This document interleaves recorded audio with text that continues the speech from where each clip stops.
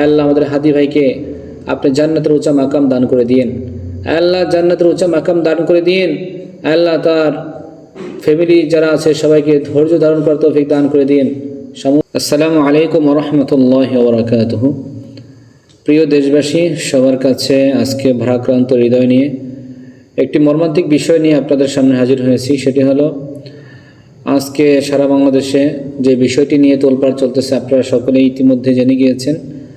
Social মিডিয়াতে, Facebook, YouTube সব জায়গাতে ব্যাপকভাবে ছড়িয়ে গিয়েছে ওসমান আল হাদির বিষয়টি। আমরা গত কয়েকদিন আগে শুনেছি তিনি গুলিবিদ্ধ হয়েছেন। এই ওসমান আল হাদি এমন একটি সন্তান যিনি দেশের জন্য তার নিজের জীবন বাজি রাখতে বিন্দু পরিমাণ পরোয়া করেননি। 5 আগস্ট দেশের তৌহিদি জনতাকে নিয়ে জুলাই গণ অভ্যুত্থানের মাধ্যমে এই দেশকে যারা নতুনভাবে স্বাধীন করেছেন তাদের মধ্যে অন্যতম একজন হচ্ছে এই শরীফ ওসমান আল হাদি। আজকে দুঃখের সাথে, নিন্দার সাথে আমরা আমাদের কথাগুলো ব্যক্ত করতেছি যে আমাদের দেশ, আমাদের প্রশাসন সবাই কি ব্যর্থ হয়ে যাবে ওসমান আল হাদির বিচার কার্য করতে?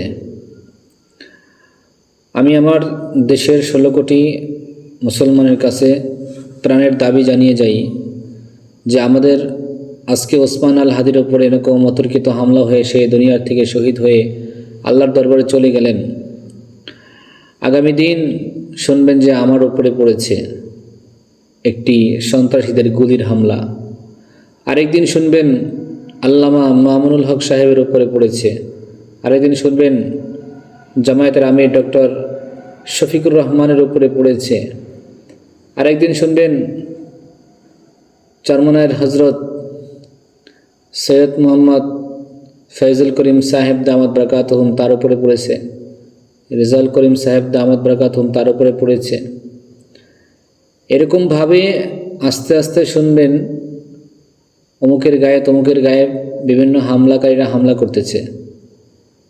তো আমাদের দেশ কি এভাবেই চলবে?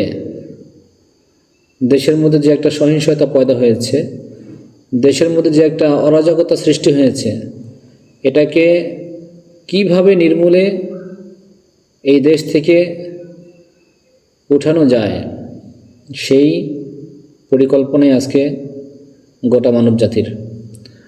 আজ বাংলাদেশের মানুষ সুষ্ঠু একটি বিচার চায়, সুষ্ঠু একটি ইলেকশন চায় এবং সুন্দর একটি দেশ চায়, যে দেশের মধ্যে সাধারণ মানুষ তাদের ন্যায্য অধিকার আদায় করতে পারবে।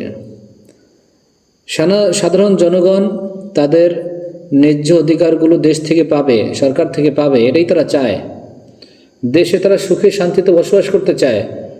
ব্যবসায়ী ভাইয়েরা দেশের মধ্যে সুন্দরভাবে ট্যাক্স না দিয়ে, সন্ত্রাসীদেরকে চাঁদা না দিয়ে তারা ব্যবসা করতে চায়, হালাল পন্থায় ব্যবসা করতে চায়।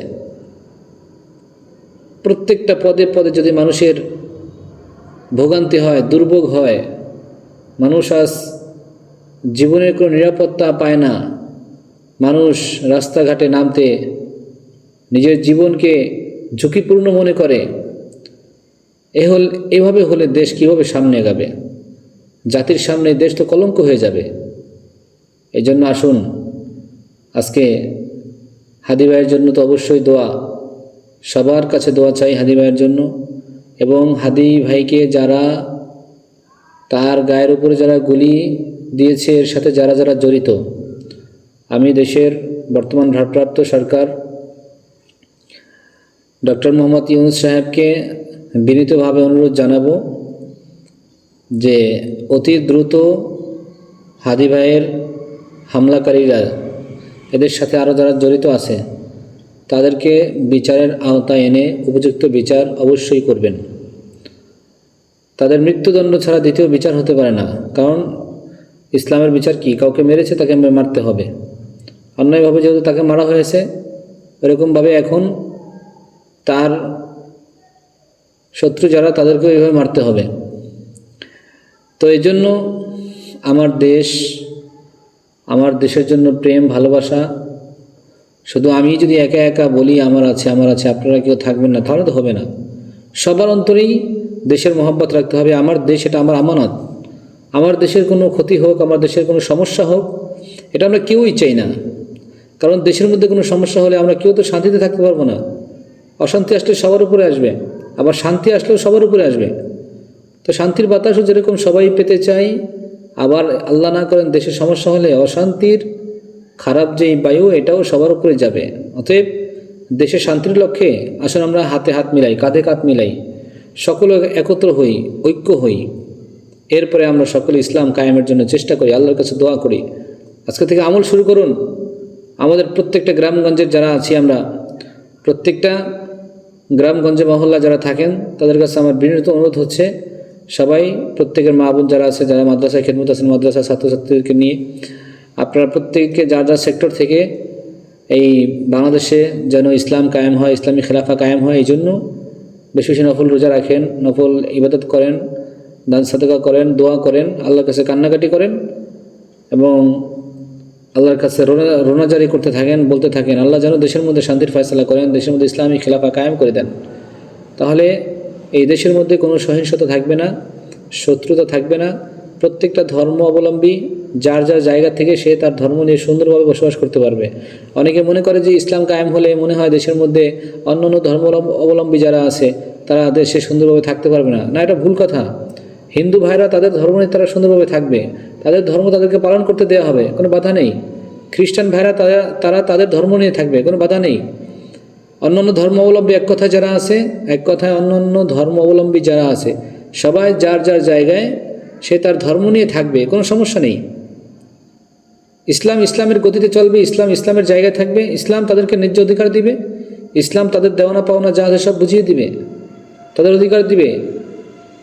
ইসলাম তাদের উপর জুলুম করবে না, আর জুলুম ইসলাম শিখায় না। ইসলাম তো মানুষকে জুলুম শিখায় না, অত্যাচার শিখায় না। তাহলে আপনি কেমনে বুঝেন? আবার অনেকে বুঝে যে ইসলাম কায়েম হলে নারীরা তারা অধিকার পাবে না, এটা ভুল কথা। আরে নারীরা এখন তো নারীরা অধিকার পাচ্ছে যতটুকু, তার চেয়ে তাদের সম্ভ্রমহানি হচ্ছে বেশি। আর ইসলাম কায়েম হলে ইনশাআল্লাহ ন্যায্য অধিকারও পাবে এবং তাদের ইজ্জতের নিরাপত্তা পাবে। পর্দার সাথে তাদেরকে সিকিউরিটি দেওয়া হবে, পরিপূর্ণ সিকিউরিটি তাদেরকে দেওয়া হবে ইনশাআল্লাহ। ইসলামী খেলাফা কায়েম হলে গরিব মিসকিন অসহায় এগুলো কেটে যাবে, এগুলো থাকবে না। কারণ তখন পরিপূর্ণরূপে জাকাতের টাকাগুলো একটা ফান্ড করে একত্র করে সেই টাকাগুলো গরিব মিসকিনকে দেওয়া হবে। এখন তো আর জাকাতের ফান্ড নেই, যে যার মতো দিতেছে, কেউ শাড়ি কাপড় এটা সেটা, এভাবে তো জাকাত আদায় হবে না। সুন্দরভাবে জাকাতের পরিমাণটা একুরেট জেনে তারপরে ওই টাকাগুলো একত্র করে গরিব মিসকিনকে দিলে, আমার দেশে এত এত কোটিপতিওয়ালা, এত এত টাকাওয়ালারা আছেন যাদের জাকাতের টাকাগুলো একত্র করলে দেশের সমস্ত গরিব অসচ্ছল মানুষগুলো সচ্ছল হয়ে যাবে। এবং যে সমস্ত পরিবারগুলো, অনেক পরিবার বাংলাদেশের মধ্যে এরকম রয়েছে যারা গরিব অসহায়, যারা মানুষের কাছে দুমুঠো চালের জন্য হাত পাততে চায় না, প্রয়োজনে না খেয়ে দিন কেটে ওভার করে, কারো কাছে কিছু বলে না, না খেয়ে দিন কাটিয়ে দেয়। এরকম মানুষের কাছে খুঁজে খুঁজে তাদেরকে সরকারি কোষাগার থেকে যদি কিছু দেয়া হয়, কতটা খুশি হবে তারা, কত খুশির জিন্দগি তারা পার করবে। কত ফ্যামিলিতে একাধিক সন্তান থাকার কারণে তাদের সংসার চলতে কষ্ট হচ্ছে, কত ফ্যামিলির ভিতরে উপযুক্ত সন্তান না থাকার কারণে বাবা অসুস্থ অথবা কিংবা মা অসুস্থ, সেই ফ্যামিলির এই লোকটার উন্নত চিকিৎসার ব্যবস্থা করা যেতে পারতেছে না। এবং অনেক গরিব ফ্যামিলির ভিতরে বাচ্চার এমন একটা অসুস্থতা দেখা দিয়েছে, এমন একটা রোগ দেখা দিয়েছে যেটা উন্নত চিকিৎসা করলে আলহামদুলিল্লাহ এটা সুস্থ হয়ে যেত। তাকে দিনের পর দিন, মাসের পরে মাস, বছরের পরে বছর তার ভোগান্তি যাইতেছে, কিন্তু কোনো ফলাফল পাচ্ছে না এবং উন্নত চিকিৎসা যাইতেও পারতেছে না, অর্থকরী সমস্যা। আলহামদুলিল্লাহ যদি ইসলাম ক্ষমতায় আসে তাহলে এতটুকু বলা যায়, ইসলামী ক্ষমতায় আসলে দেশের কোষাগার থেকে অবশ্যই টাকা দিয়ে গরিব মিসকিন অসহায়ের প্রতি পরিপূর্ণ সহায়তা করা হবে। এই জন্য আসুন আমরা আমাদের হাদি ভাইয়ের জন্য অবশ্যই দোয়া, দেশ ও জাতির কাছে আমি দোয়া চাই। এবং আমি নিজেও আজকে ইনশাল্লাহ আপনাদেরকে নিয়ে দোয়া করতে চাই, আল্লাহ তাআলা যেন হাদি ভাইকে জান্নাতের উচ্চ মাকাম দান করেন। আমরা হাদি ভাইয়ের ইসালে সওয়াবের উদ্দেশ্যে আমরা একবার সূরা ফাতিহা এবং 3 বার সূরা ইখলাস পড়ি। আউযু বিল্লাহি মিনাশ শাইতানির রাজীম, বিসমিল্লাহির রহমানির রহিম। আলহামদুলিল্লাহি রাব্বিল আলামিন, আর রহমানির রহিম, মালিকি ইয়াউমিদ্দিন, ইয়্যাকা না'বুদু ওয়া ইয়্যাকা নাস্তাঈন, ইহদিনাস সিরাতাল মুস্তাকিম, সিরাতাল লাযীনা আন'আমতা আলাইহিম গায়রিল মাগদুবি আলাইহিম ওয়ালাদ-দাল্লিন, আমিন।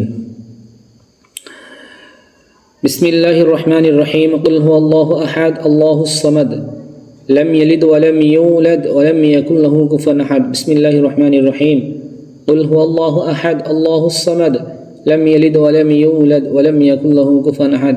بسم الله الرحمن الرحيم. قل هو الله أحد الله الصمد لم يلد ولم يولد ولم يكن له كفوا أحد. أستغفر الله أستغفر الله أستغفر الله. صلى الله عليه وسلم صلى الله عليه وسلم. اللهم صل على محمد النبي الأمي وعلى آله وسلم تسليما. الحمد لله رب العالمين، والصلاة والسلام على سيد الأشرف الأنبياء والمرسلين. ربنا ظلمنا أنفسنا وإن لم تغفر لنا وترحمنا لنكونن من الخاسرين. رب ارحمهما كما ربياني صغيرا. اللهم اهدنا واهد بنا واهد الناس جميعا.